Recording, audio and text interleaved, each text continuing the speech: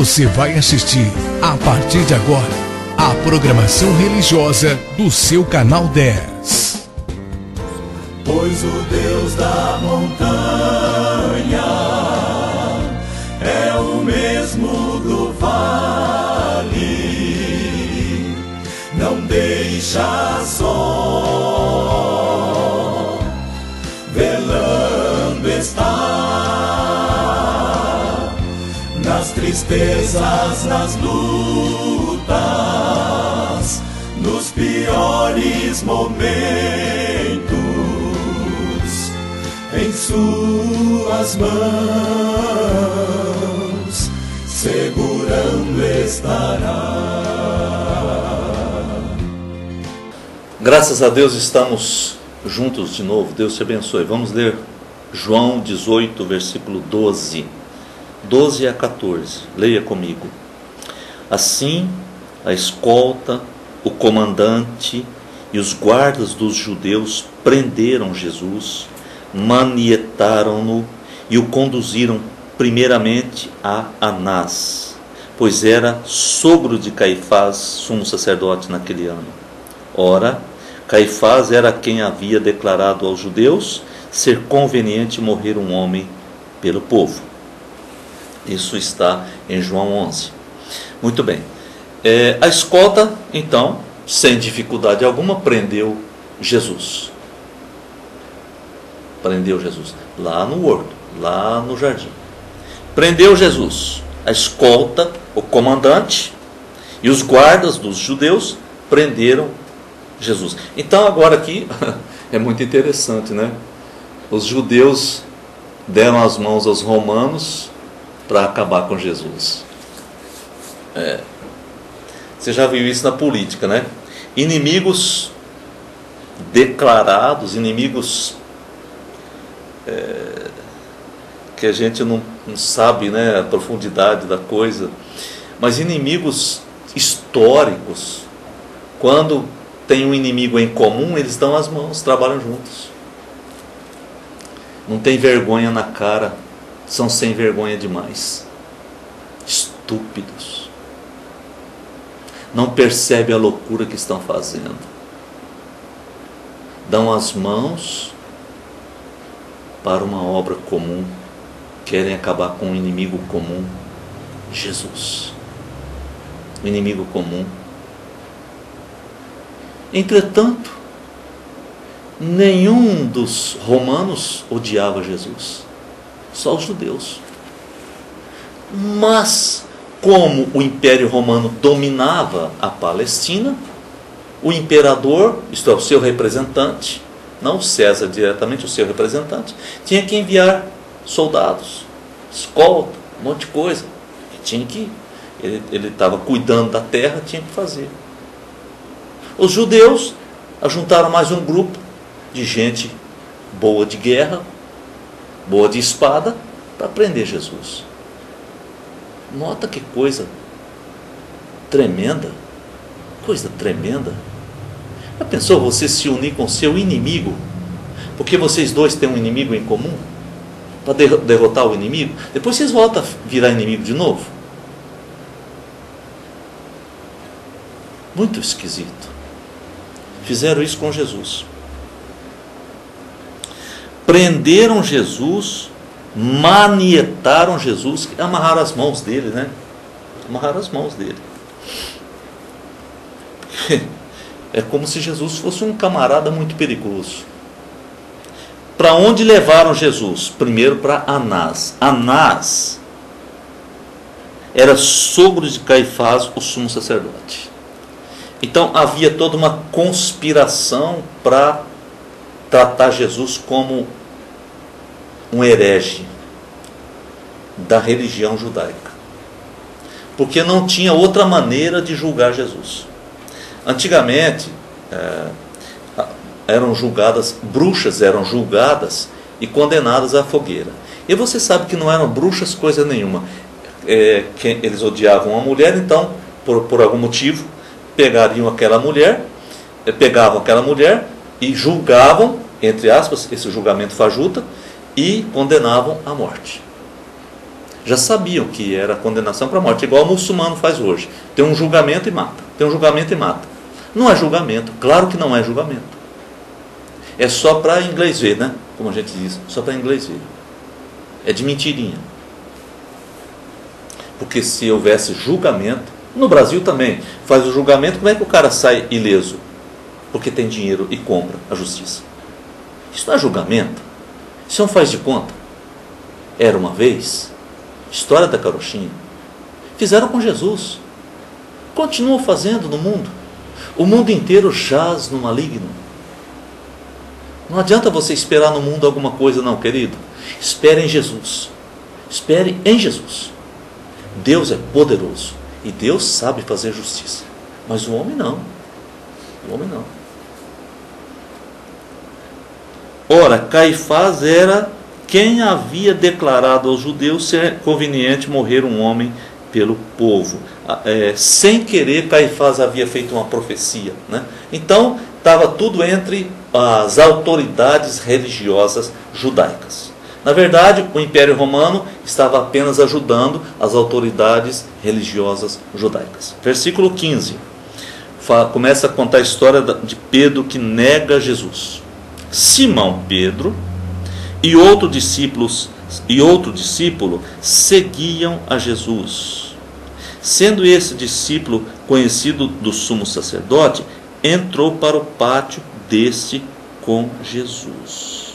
Olha aqui como que são as coisas. Então, a história, você lê assim algum detalhe, se lê meditando, você percebe como que era a situação, né?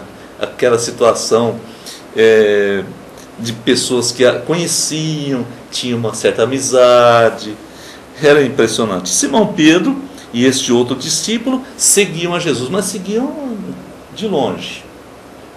Eles não seguiram muito de perto, eles seguiram de longe. De perto eles tiveram medo, seguiram de longe. E eles entraram, porque conheciam o sumo sacerdote, então entraram na casa dele. Pedro, porém, ficou de fora, junto à porta, porque o discípulo conhecido entrou, né? Mas o Pedro ficou de fora. Saindo, pois, o outro discípulo, que era conhecido do sumo sacerdote, falou com a encarregada da porta e levou a Pedro para dentro. Você nota os acontecimentos, porque nós vamos precisar de Pedro lá dentro.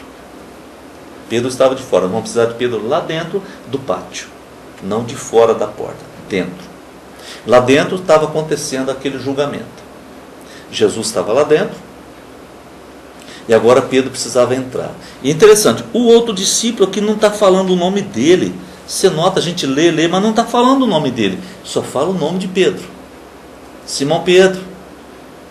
Aí foi lá buscar Pedro. Ele estava do lado de fora da porta. Pedro estava do lado de fora da porta. Quem foi buscar Pedro? Não sei, era o outro discípulo. Não era Pedro. Ou só falou o nome de Pedro, não falou o nome dele. Agora veja o 17. Então a criada, encarregada da porta, perguntou a Pedro: não és tu também um dos discípulos deste homem? A moça que ficava abrindo a porta, fechando a porta. Abrindo a porta, fechando a porta. Criada, significa uma escrava. Ela perguntou: você também é? A que você está querendo entrar como ele entrou, você também é um dos dele, um discípulo dele. Não é não, Pedro? Como é que é o seu nome? É Pedro. Então, se não é um deles. Pedro disse: não sou. Respondeu ele: não sou. E Pedro negou para uma mulher que era uma escrava, uma criada, que abria a porta para as pessoas entrarem e fechava a porta. Pedro negou para essa moça e disse: não sou discípulo de Jesus não. Pedro, não sou discípulo não. Como era covarde, não? Como foi covarde? Traiu muito vergonhosamente. Que traição! Um pérfido. Que coisa impressionante. Será que se fosse eu Eu negaria? Será que eu correria o risco de perder a cabeça também? De apanhar uma surra como Jesus levou a surra? Será que eu teria coragem? Ou será que eu não teria fugido para o mato? Pedro ficou em volta, mas negando. Covardemente, estupidamente. Versículo 18. Ora, os servos e os guardas estavam ali, tendo acendido um braseiro por causa do frio, e aquentavam-se. Pedro estava no meio deles, aquentando-se também. Isso aqui é muito interessante, né? Pedro negou Jesus aqui para a criada, mas ele conseguiu entrar e estava aquentando-se junto com os servos, junto no braseiro que os guardas estavam ali, tinham acendido, porque estava frio, era uma época fria. Era uma época fria, por isso que sabe mais ou menos a época da morte de Jesus. Às vezes a pessoa diz, sexta-feira santa é tal dia. Todo dia é santo, viu gente? Sexta-feira não é mais santa do que o sábado, do que o domingo. Mas é para comemorar a morte de Jesus, né? Por isso que tem essas coisas. Mas sabe-se mais ou menos a época da morte de Jesus. Porque a Palestina é um lugar quente, não é um lugar frio. Mas há uma época de muito frio. E Jesus morreu numa época de frio.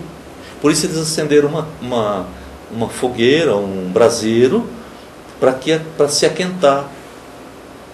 E Pedro estava ali se aquentando no meio deles. Pedro seguiu de longe. Pedro não fugiu, sumiu, mas ele ficou de longe. Não conseguia ser sincero. Ele traía o Senhor Jesus por trás. Mas Pedro estava lá dentro, ele precisava estar lá dentro. Porque Jesus não tinha terminado a obra na vida de Pedro. Jesus precisava tratar de Pedro. Pedro precisava de um tratamento muito profundo. Por isso ele tinha que estar ali dentro. Ele tinha que trair. É diferente, é claro, Judas traiu e foi se matar. Pedro traiu de uma forma diferente, desonrosa demais. Contudo, uma traição diferente, você vai ver no decorrer dessa leitura, a traição diferente. Mas Pedro foi um traidor, foi um covarde que não conseguiu dar testemunho de Jesus. Eu quero te dizer que é muito difícil honrar Jesus no meio dos outros. É fácil honrar Jesus dentro das quatro paredes de um templo. É fácil honrar Jesus assim. Mas quando a gente sai para a rua, quando vai para o trabalho, quando vai para junto dos amigos, quando vai para junto dos parentes, milhares deles, centenas, então aí fica difícil honrar Jesus. Fica difícil honrar Jesus quando você vê um bolo de dinheiro ali sendo oferecido para você, quase que empurrado para você. Fica difícil honrar Jesus quando você é tentado na vida sexual. Fica difícil honrar Jesus quando você está sozinho. Muita gente não bebe porque dentro das quatro paredes ele vê que todo mundo está olhando para ele, mas quando ele viaja, vai para longe, ele enche a cara. E assim por diante. Não é tão fácil honrar Jesus. Se fosse tão fácil, Pedro teria honrado Jesus. Porque ele era um seguidor, ele era um discípulo. Ele estava separado como apóstolo. E mesmo assim ele traiu Jesus.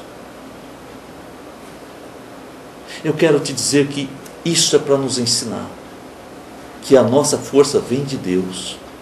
O homem natural, o homem sem o Espírito Santo, não dá conta de ser forte. Enquanto Pedro não foi batizado com o Espírito Santo, conforme está descrito em Atos no capítulo 2, enquanto isso não aconteceu na vida dele, ele não mudou. Ele não mudou. Ele só mudou quando o Espírito Santo veio sobre ele como um vento impetuoso, trombou com ele como língua de fogo na sua cabeça. Aí Pedro foi mudado. Mas o homem natural não consegue. O homem natural não tem poder, não tem autoridade, não tem força. E Pedro até ali, ele estava vivendo como um homem natural. E Ele é o nosso representante muitas vezes, porque nós desonramos tanto a Jesus na nossa vida diária, longe das pessoas. Ó, Deus te abençoe, querida. Ser um crente, um cristão, na presença de todos, quando estamos nas quatro paredes de um templo, pode ser bem diferente. Quando a pessoa sai dali, a questão financeira muda. A questão financeira muda. Os relacionamentos dentro de casa mudam. Os relacionamentos com as pessoas, tudo muda. Precisamos tomar cuidado, porque Deus está vendo essa situação na nossa vida. Obrigado, Deus, porque o Senhor é tremendo, poderosamente tremendo na nossa vida, através do Espírito Santo. Quero te agradecer o poder do Espírito Santo que subjaz nossa vida, aquele que está sobre nós, pairando sobre a nossa vida, dando poder, autoridade, coragem. Obrigado por isso, Deus, em nome de Jesus. Amém. Você assistiu aqui no seu canal 10, nossa programação religiosa. Amanhã estaremos de volta no mesmo horário. Muito obrigado pela sua audiência. Pois o Deus da montanha é o mesmo do vale, não deixa só, velando está, nas tristezas, nas lutas, nos piores momentos, em suas mãos segurando estará. Meu amigo que se acha no